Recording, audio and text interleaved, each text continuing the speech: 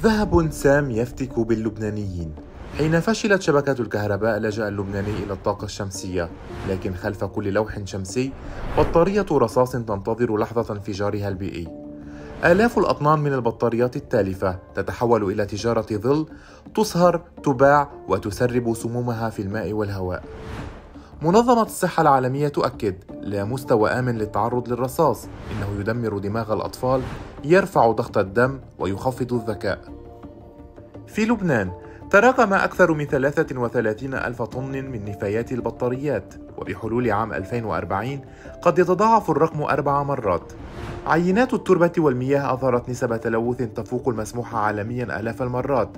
تجار الخردة يبيعون كيلو الرصاص ب2، والتجارة ماشية على عين الدولة. ربح سريع، لكن الثمن صحة شعب كامل.